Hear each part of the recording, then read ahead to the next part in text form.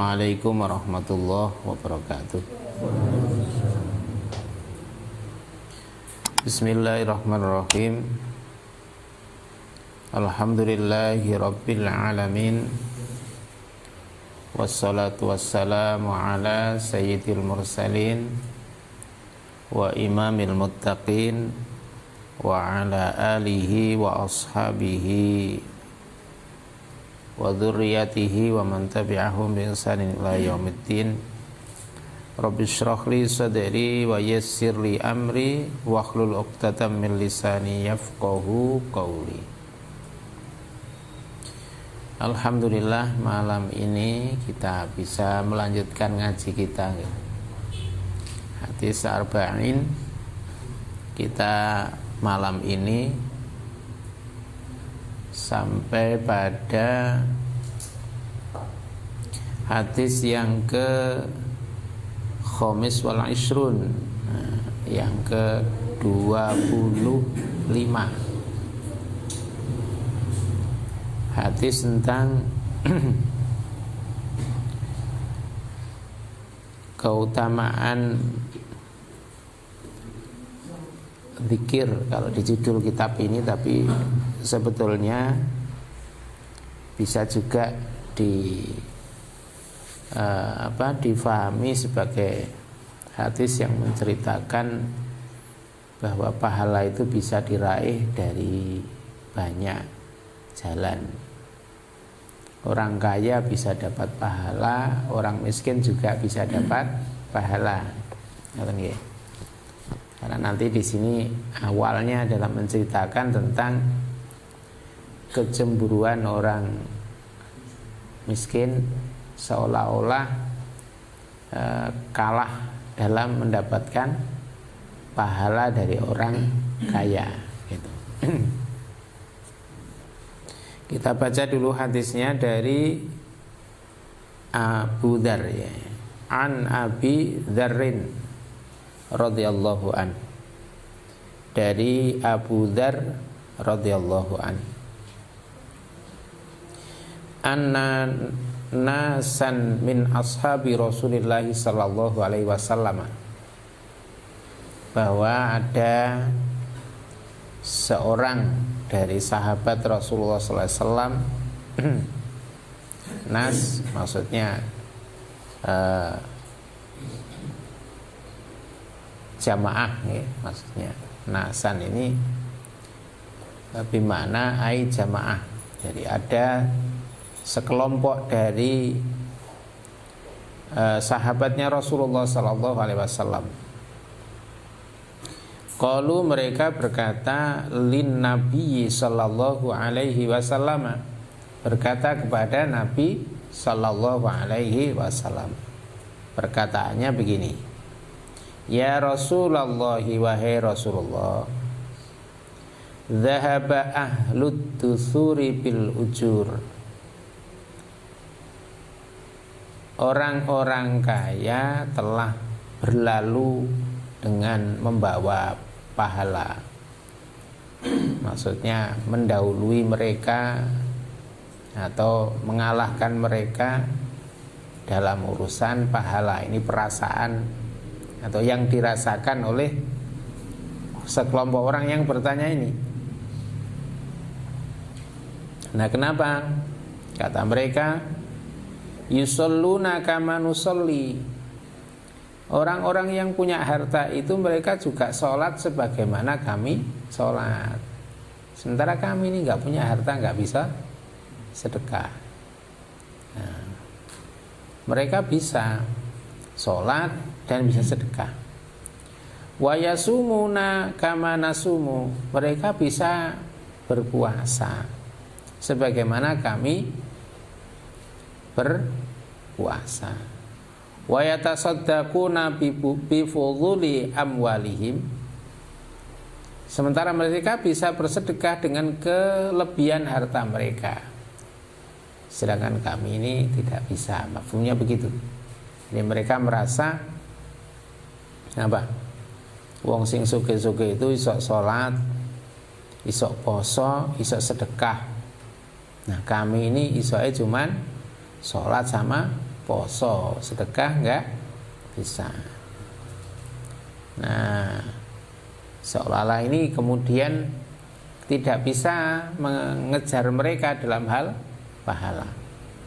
Maka Rasul mengatakan, awalaisa qad ja'alallahu lakum ma tasaddaqu. Bukankah sungguh Allah telah menjadikan untuk kalian ma tasaddaqu, yakni sesuatu yang kalian itu kalau lakukan itu sudah dijadikan untuk kalian pahala yang pahalanya itu bisa menyamai sedekah itu, gitu. Kalau di sini dikatakan wal makna la ta'taqidu, kalian jangan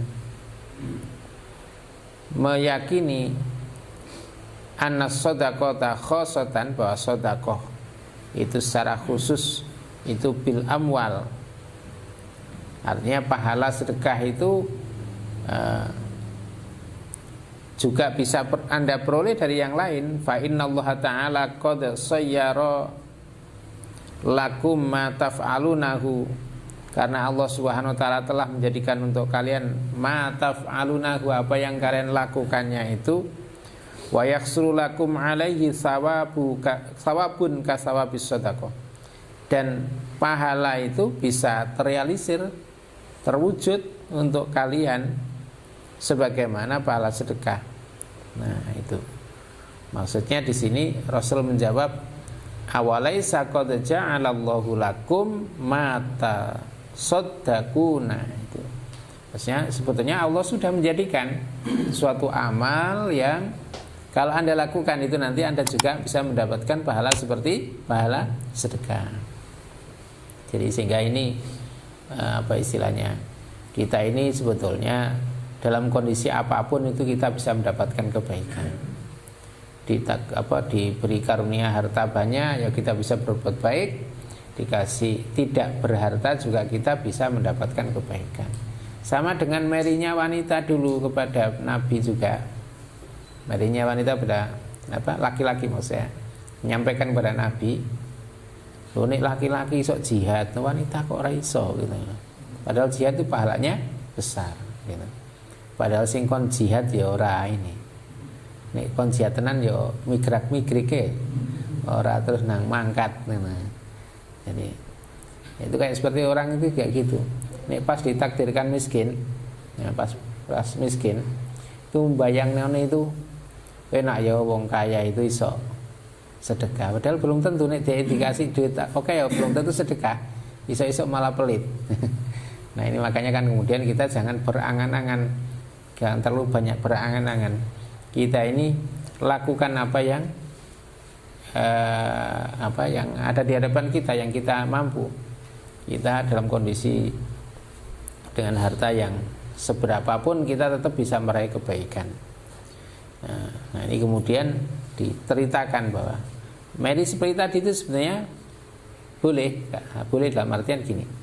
Memang ghibthah itu kan boleh. Kalau orang kepingin mendapatkan karunia serupa supaya dia bisa untuk beramal yang serupa itu kan boleh. Wah, orang itu bisa amal ini ya, saya kepingin. Boleh. Tapi ingat jangan sampai kemudian beranggapan bahwa amal pahala itu seolah-olah tertutup gara-gara kita nggak dapat karunia itu. Pahala tetap terbuka. Makanya di sini dikatakan inna bikulli tasbihatin shadaqatan. Sesungguhnya pada setiap tasbih, ucapan subhanallah itu adalah sedekah. Maksudnya ada pahala yang Anda bisa raih seperti pahala sedekah. Kenapa kalau kemudian ini tidak diartikan sedekah persis itu ya enggak, karena memang hakikatnya bentuk amalnya bukan amal sedekah, tapi pahalanya bisa sama dengan sedekah gitu. Artinya dengan baca tasbih itu Anda bisa mendapatkan pahala sebagaimana orang yang bersedekah dapat pahala. Wa kulli takbiratin shadaqatan. Nah, ini diatafkan kepada bikulli ya. Wa kulli takbiratin shadaqatan, dan setiap takbir bacaannya apa? Allahu Akbar. Itu juga kita bisa mendapatkan sedekah, pahala sedekah. Wa kulli tahmidatin, setiap tahmid alhamdulillahirabbil alamin, itu juga shadaqatan, juga ada pahala sebagaimana sedekah. Wa kulli tahlilatin shadaqatan. Nah, tahlil juga begitu.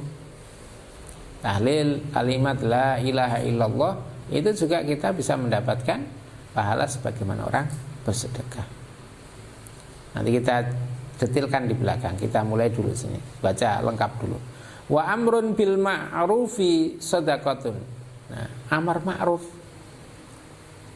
memerintahkan pada kema'rufan itu juga sedekah. Wa nahyun an munkarin shadaqatun. Nah, ini dibentuk apa? Tadi shadaqatan, sekarang shadaqatun. Jadi nanti ada keterangannya di belakang. Tapi kita nggak terlalu detilkan di i'rabnya, nggih. Kita ke maknanya saja. Wa nahyun an munkarin shadaqatun, mencegah kepada yang mungkar, ini juga ada pahala sedekah. Wa fi bud'i ahadikum shadaqatun, dan dalam hal, nah ini langsung maknanya saja, ya. Bud'i ahadikum itu maksudnya kumpulnya seseorang dengan istri kalian itu. Jadi salah seorang kalian itu ngumpuli istri, itu juga ada pahala sedekah. Nah, ini gara-gara tadi contoh-contohnya, mungkin yang bertanya ini merasa nggak perlu bertanya lanjutan. Kalau untuk yang terakhir ini bertanya lanjutan, kok iso apa ngumpuli istri kok dapat pahala sedekah gitu. Kalau mereka bertanya, ya Rasulullah, wahai Rasulullah, ayati ahaduna syahwatahu, apakah salah seorang dari kita ini kalau memenuhi syahwatnya, wa yakunu lahu fiha ajrun, lho kok iso wong senenge kok ngono kok ya untuk pahala gitu loh. Jadi memenuhi syahwat itu kok iso dapat pahala kan? Bertanya gitu. Kalau tadi amar ma'ruf nahi mungkar wajar untuk pahala nih. Maca tasbih lah ini kok iso gitu. Nah, ini bahasa ada campur-campur mboten napa-napa nggih. Jawa karo campur. Jawane Jawa Timur nggih. Kala, nah Rasulullah kemudian bersabda, bertanya balik, ya. Aro'aitum law wada'aha fi haramin, bagaimana kalau seandainya, jadi bagaimana pandangan kalian, bagaimana menurut kalian kalau seandainya dia itu malah melakukannya kepada yang haram, nah gitu. Akana alaihi fiha wizrun, apakah bagi dia juga ada dosa gitu. Nah, Rasul bertanya begini, ini untuk memberikan gambaran. Jadi kapan kondisinya kalau orang kumpul dengan istrinya itu dapat pahala itu kapan? Nah, dikasih gambaran tadi. Bukankah kalau nanti dia menunaikannya itu kepada yang tidak halal, apakah dia juga dapat dosa? Gitu. Maka Rasul melanjutkan dengan kalimatnya, fakadzalika idza wada'aha fil halal. Maka demikian pula ketika dia meletakkannya atau menunaikannya itu pada yang halal, pada istrinya, kana lahu ajrun, maka dia ada pahala. Nanti ada penjelasannya bagaimana supaya halal dan dapat pahala. Jadi maksudnya bagaimana supaya ketika meletakkan di yang halal itu dapat pahala, itu nanti ada keterangannya, sedikit tambahan. Jadi hadis ini sebetulnya dijelaskan di beberapa riwayat ya. Ada yang mirip-mirip, ya, mirip-mirip. Kalau lihat di redaksi yang lain, ini orang yang bertanya kepada Rasul yang merasa meri dengan harta itu orang-orang fakir muhajirin ya, fuqara muhajirin. Jadi kan dulu orang-orang fakir muhajirin, orang muhajirin itu kan hartanya banyak yang ditinggal di Mekah ya. Banyak di antara mereka yang rela meninggalkan harta dalam rangka hijrah. Nah, hijrah sampai di Madinah. Sebetulnya orang Ansor itu juga banyak sekali yang mereka itu sangat menolongnya luar biasa kepada orang muhajirin itu. Jadi mereka istilahnya ithar ya, mementingkan orang-orang muhajirin sampai dikasih kebun, dikasih fasilitas-fasilitas yang lain yang mereka punya. Tetapi karena mereka orang muhajirin itu hijrah ya, otomatis kan tetap dari sisi kekayaan tetap banyak orang Ansor ya. Ya sebentar nih. Orang-orang Ansor. Ini rodok keringkingan ya.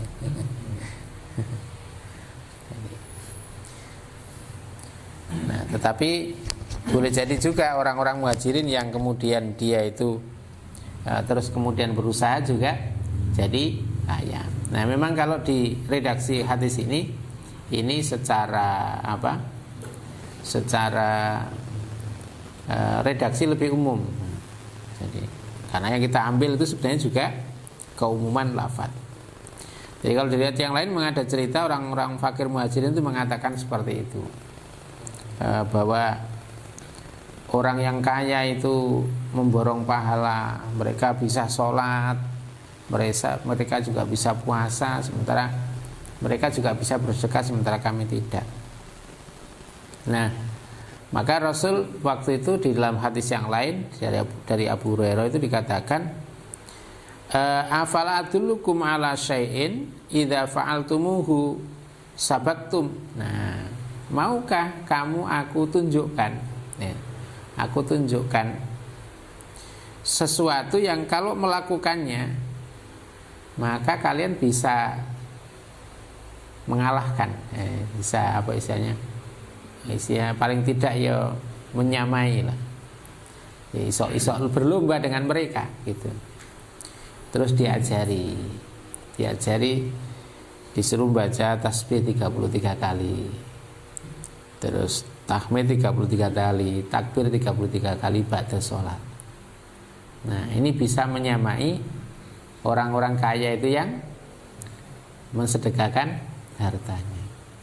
Tetapi ternyata orang-orang kaya ini juga krungu, dengar gitu ya, dengar, oh nek bar sholat nek moco itu juga pahalanya juga besar. Akhirnya orang-orang kaya ya melu ngamalke. Kata orang-orang miskin tadi, waduh piye rasito ngalahke meneh. Tetapi kemudian ketika ini dilaporkan kepada Nabi, maka Nabi menjawab, dzalika fadlullah yu'tihi may yasha, yaitu karunia Allah. Ya, di level-level tertentu memang kita nggak bisa ngelawan yang namanya karunia, nggak bisa gitu. Kita berusaha maksimal, namanya karunia ya sudah, ya kita terima saja.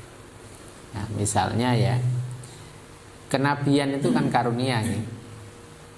Nggak bisa kita minta jadi nabi. Yes, nabi sudah, Nabi Muhammad terakhir sudah. Nah, kita cukup berusaha untuk menjadi orang yang soleh, gitu ya. Gitu, oke. Jadi memang ada kondisi yang itu masuk kategori karunia Allah SWT. Kalau kita dikasih karunia, ya kita bersyukur, gitu ya. Tapi yang jelas hadis tadi menggambarkan kepada kita supaya kita ini tidak terpatok pada apa yang ada pada orang lain. Kita harus berusaha untuk melakukan amal kebaikan itu apa yang kita hadapi ini. Jadi jalan kebaikan itu ada semua. Kita boleh ghibthah, jadi kepingin mendapatkan kesempatan, kepingin mendapatkan karunia sebagaimana yang dimiliki orang lain, tetapi jangan sampai itu kemudian menjadikan kita seolah-olah kalau tidak diberi karunia yang seperti yang diterima oleh saudaranya, kemudian menjadi seolah-olah tertutup dari meraih kebaikan. Nah, di dalam hadis ini kemudian disebutkan tadi beberapa amaliyah yang orang itu kalau melakukan dia akan bisa mendapatkan pahala seperti pahalanya sedekah. Nah, tadi disebutkan apa? Beberapa zikir. Mulai apa tadi? Tasbih, subhanallah. Kemudian takbir, kemudian tahmid, terus tahlil. Nah, ini dijajarkan dengan bentuk, kalau di kitab ini sodakonya dibaca dengan kalimat sodakotan, karena dikatakan itu sebagai isimnya inna. Tetapi di sini wa amrun bil ma'rufi sodakotun, disebutkan, dan amar ma'ruf itu juga bisa mendapatkan pahala sedekah. Wa nahyun an munkarin juga sedekah. Lalu diterangkan di sini.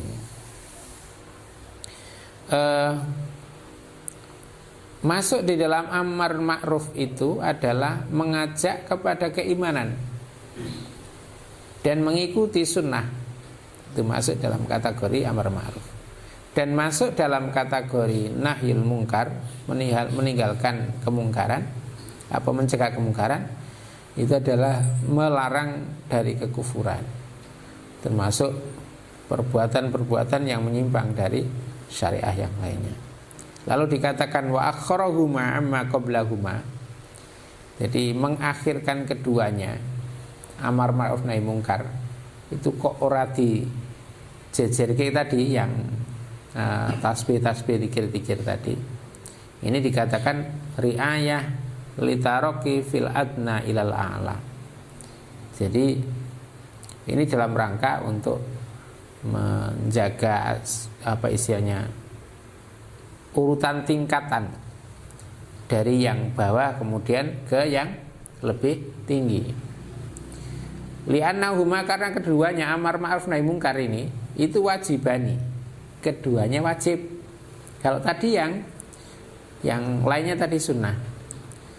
Nah, bi khilafi ma qablahuma, berbeda dengan yang sebelumnya yang ada zikir-zikir tadi itu dikatakan fanafilatun, yang zikir-zikir tadi itu hukumnya nafilah, sunnah itu. Wal wajibu afdalu minan nafilah, wajib itu lebih afdal daripada nafilah. Imam Haramain waqad naqala Imamul Haramain mengenukil anna sawabal fardhi, bahwasanya pahalanya fardu itu yazidu ala sawabin nafli, tambah atas pahalanya sunnah itu bisa ba'ina dhi'fan, dengan 70 kali lipat gitu. Makanya kita itu diajari yang namanya takarrub, yang paling afdol, yang paling utama itu adalah amal fardu. Jadi jangan kebalik, amal fardunya ditinggalkan, amal sunnahnya dikuatkan. Ini kebalik, amal sunnah itu menyempurnakan yang fardu. Jadi bukan terus fardunya diabaikan. Jadi justru fardu itu dikuatkan, nah baru kemudian melakukan amal yang sunnah. Fardu mulai fardu sholat, sholat fardu ya, atau puasa, atau fardu yang lain, fardu yang lain. Nah, itu didahulukan. Nah, termasuk amar ma'ruf nahi mungkar ini juga fardu. Menuntut ilmu itu fardu. Kalau perkara yang dibahas itu berkaitan sesuatu yang fardu bagi kita, menuntut ilmu itu hukumnya fardu. Kalau fardu bagi kita, maka hukumnya adalah fardu menuntut ilmu. Ada yang fardu ain, ada yang fardu kifayah. Mengajak dakwah itu juga fardu kifayah. Makanya kan kemudian harus ada yang melakukan. Gitu. Nah, jadi ini tidak boleh dikalahkan oleh yang sunnah. Gitu. Nah, ini prioritas ini penting.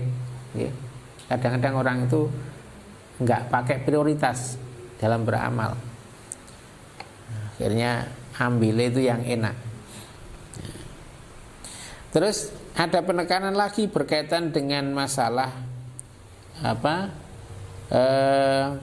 Wafi bud'i ahadikum shadaqatun, ya. Dikatakan bud'i di sini adalah kinayah, ya. Jadi kinayah dari jima. Jadi makanya saya artikan tadi, kumpul dengan istri itu juga ada pahala sedekah. Nah, wa inna ma yakunu lahu fi dzalika shadaqatun, bagi dia tadi itu ada sedekah dengan tindakan itu. Kapan? Idza qaranathu niyatun sholihatun, kalau dibarengi perbuatan itu dengan niat yang sholihah, niat yang baik. Apa itu? Nah, niat berupa i'faf, jadi menjaga dirinya, memelihara dirinya. I'fafu nafsihi, jadi menjaga dirinya itu, au zaujatihi atau istrinya itu, aniz zina,